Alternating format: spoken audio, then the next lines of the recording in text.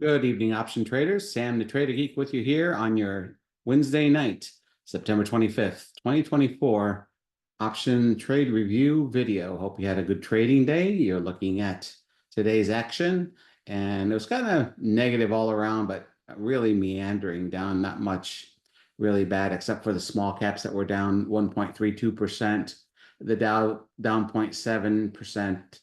The S&P 500 down a fraction. NASDAQ eked out a small gain, although if we're looking at the futures market, the S&P 500 futures are up about 16 points. NASDAQ futures are up about 100 points, probably on the back of Micron earnings. So maybe we'll have a decent day tomorrow. Looking at the sectors, we can see that only two sectors closed up. Technology slightly about 0.25%, and then utilities up 0.5%, with the rest in the red, but nothing worse than energy and healthcare. So defensive didn't exactly save the day on the day where we're just kind of trying to work out this overbought condition as I see it. Bond yields up across the board, except for short-term yields. TLT lost 82 cents. The dollar was up slightly on the day. Commodities red across the board, except for natty gas was up a little bit. Good for our play. Corn up a little bit, along with some of the ags. And if we look at cryptos, they were down across the board, except for Monero. But ever so slightly, nothing down, at least of the major cryptocurrencies, more than 2%. Everything was down less than 2%. Let's take a look at some of the charts, and I'm skipping the PIP because it's just too flaky, and until they fix some of the stuff, I'm not going to use it. It's just a pain in my butt. Anyway, looking at the SPX daily chart, you can see here solid MACD, uptrending, can't fight it. Green histogram. Here's another all-time high today before pulling back. We were down about 10 points. So we made a new all-time high. The expected move is up here at 57.78. So we might get there this week if we show some strength. But as you can see on my chart here, everything was in the red today except for Infotech. And then we saw that the utilities were up. I'm not sure why that's showing negative at the end of the day. But we are clearly consolidating a little bit sideways, and no indication that this market is ready to go down, although we should see some more consolidation. And I would expect, based on some of the economic reports coming out over the next couple of days, we'll see some volatility in the markets. NDX looking pretty good. Nice bottoming tail, hammer on bottoming tail on this candle, and this one is a topping tail, so kind of opposing tails here. But with Micron earnings, maybe we get a little boost tomorrow, and we get up to this options applied expected move around 19,972, and clearly we're farther from all-time highs than the S&P 500 index. MACD solidly positive. You can't fight it. Only way to be is long or neutral. RSI strengthening up at 60. Lots of room before it gets terribly overbought. And as we would expect with volatility declining, the ATR is declining as well. Take a quick look at the Russell, since this just does not seem to want to make new highs. We couldn't get back up to this 2,300. In fact, we got as high as 2259, and here we are. It looks like the MACD wants to roll over, but we are at the 8 EMA. If it's going to hold, this is the place to make a stand, but basically 4 days down. Lower interest rates clearly aren't helping the small caps, or else they're just being used as a source of funds, and not really looking too good for the markets. We see RSI weakening again, and ATR is headed down.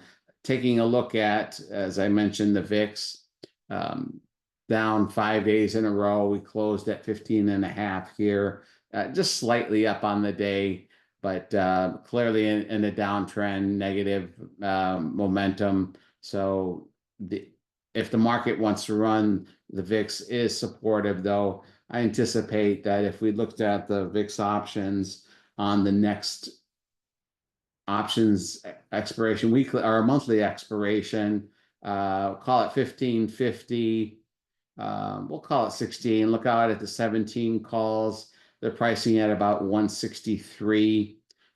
Go out one money to the 14th. There's no pricing. So as you can see here, that somebody's buying protection, and this is indicative of volatility coming up, although we don't know when. And this isn't an extreme example. So in my opinion, the market and the structure of consolidation is paving the way after these economic reports to go higher. And maybe we do see some volatility, but I think the path of least resistance is higher. I think there are portfolio managers that are behind their bogey, and they are front running the October start of the fourth quarter rally. We shall see if we see any weakness at all into the end of the quarter. I don't think we'll see much at this point. If we were going to see it, it would already materialized, in my opinion. Taking a look at the SPX and the expected move, we have 25 points for tomorrow and into the end of the week, a mere 40 points. I'll take the over on that one. My guess is we're going to see a lot more than 40 points into the end of the week, given the economic reports that we have on the board. So let's take a look at those. A whole potpourri tomorrow morning before the open, an hour. We got durable goods, GDP, jobless claims, corporate profits, a plethora of Fed heads yakking about. Jerome Powell in a pre-recorded speech at 9:20, pending home sales at 10 a.m.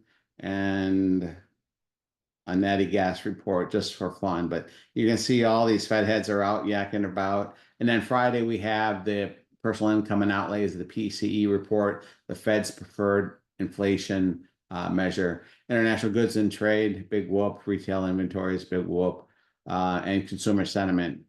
This one's more of a market mover at 10 a.m. The last one we got on Tuesday, is that right? Yeah, consumer confidence was dismal, way below expectations. So let's see what University of Michigan sentiment says. We had, as I mentioned, Micron earnings this evening, and last I looked, it was over 10% after hours. Tomorrow we get Accenture before the bell, CarMax and Jabil Circuit on the semiconductor side, and then after the close, a biggie you've probably heard of, Costco Wholesale. And BlackBerry's still around. Anyway, all right, so let's take a look at our trades without further ado and see if we can wrap this up in less than 20 minutes. So kind of active in the last couple of days, opening and closing trades. So let's go to the charts here and start in alphabetical order. So as usual, we got a daily chart here, and we'll put this on the weekly. And AbbVie is just been consolidating sideways. We've got a put here, we're up 42%. Headed for a test of the 50-day, nothing to worry about here. This is our second bite at the apple with the AbbVie puts, maybe even the third. Adobe, a new trade we put on yesterday, or 2 days ago, actually. We're down about 15% on it, but it's a January play. It's trying to find a bottom here. Hopefully we find another higher low and we can get going. We need that MACD to flip over. This was kind of a preemptive trade, but they often work pretty well given the pattern here. Give it enough time. We've got till January, so not to worry. AMD, new trade today, looking really good and closing above the 200-day, which is what we wanted to see. We kind of put that on. And if we take a look here on the monthly, here's what I was looking at this morning. The high of last month or August was 162.04. And we basically closed at 162.02. Whenever a monthly candle takes out the prior monthly candle, that's pretty bullish. And granted, this candle is not going to close until Monday, so we don't know for sure, but clearly anticipating a little bit. And sometimes if you wait until you've got confirmation, you could be too late. And it doesn't hurt to do so, especially on a monthly candle, given that you've got a lot of time. If you got a monthly up candle confirmation, this is more than just a few buyers. This is confirmation that we're probably going to go higher into year end on AMD. So a little bit of a good start, up 25% on this. Like to see that. Hopefully you got in. And you could add upon confirmation next week if we get above there and stay above there. Amazon still looking good, doing a little bit of sideways consolidation. We're looking for target number 5, holding up very well. It's been a profitable trade. It took us a while to get going, but it did. Bill pay, this is I keep saying bill pay. It's not bill pay, it's just bill. And we've got I'll put here, it's out in January and doing nothing, lots of time on it. BMY, we put this one on yesterday, another combo, and we're down about 29%, but totally not worried about this. And switch over to, as long as we're on the monthly chart, you can see nice sideways consolidation. You could call it a flag. I'm no market technician, but I see a pattern that I like I like what I see here in the monthly. We look at the weeklies. It's also forming a little bit of topping tail this week. But you can see we're just going sideways after this big, nice candle back in July, and we haven't gone anywhere for several weeks. So I'm glad we weren't long premium all this time. Anyway, not a great day today. A bit of a reversal, but down 2%. It looked a lot worse in the morning, but don't let these things concern you. These are long-term monthly plays, and you want to focus on the weekly charts and the monthly charts for these plays. And a bad day is part of the plan, so to speak. Uranium still doing good. Our CCJ play working out really nicely for us. So let me scroll down a little bit here. And we are looking for our next profit target, about $7. Came close today, but no cigar. 6.28 above the 200-day. Uranium is back, baby. Disney, House of Mouse. Going sideways, holding up the 8 EMA. So hopefully we can continue to go up and get our next profit target, which is at $7. We're at 6 1/4. So it's a January play, so we got a lot of time, and we've got 12. Let's call it $11 until we hit the upper strike of the call spread. So lots of room here. DKNG, we took another profit target today. This one's worked out very well. Looks like we got a little bit of doji on the day. It was a lot higher this morning, but we were able to take our next profit target. We set the next one at 750. So hopefully you're in that one. Enphase, boy, these solar stocks are volatile. Down, up, down, up, down, and away we go. Here we are. We're up 73%, and we've got until October 18th. So we've got some time on here. Wouldn't blame you if you took your profits, but there's still $1.38 in this. GM, downgrade of all the automakers, wouldn't you know? Little hint, try to downgrade them when they're up at all-time highs, not when they're kind of in the middle of their range. In any case, nothing to say about this. I've been thinking about this GM play Are we realistically going to hold this till 2026? I would have expected by now that this thing would have had busted a move, but I'm going to consider whether we should keep this on and drag it around for the next several months. Google, not doing anything wrong, trapped under the 50-day, waiting on our next price target at $8. Trying to get above the 21 EMA. You can see the MACD is trying to turn. And unfortunately, on the daily, it looks like the MACD wants to turn back down, but still looking okay. Just need to get above the 50-day, and that will come, I believe. Intel, looking really good. Didn't quite get to our next profit target. Closing above the 50-day today, solid MACD. I think this one will have a bid under it, and I'm waiting for a little bit of a pullback to maybe sell some 20 puts in November. If you wanted to, you could sell some of those. I think that's going to be a floor under it for the time being, as long as there's companies or investors in it, and possibility of a merger. So hopefully you're participating in this one, and our next target is $1 on this one, and we've got a bit of time to go. JPM, we took this one off today. Let me scroll up. Thought about rolling it, but we're too close to earnings. Earnings are on the 11th, and we could have gotten this cheaper yesterday, probably 7 or 8 cents, big whoop. So made a nice profit on this one. I think we made 91%. Yeah, we'll take it. Kind of a pre-earnings run, and it worked out for us. Triple M, looking good. Another 52-week high yesterday, up 65%. This is our second or third bite at the apple. We'll keep doing it as long as it's working, and it's holding up fairly well. Put sales working great.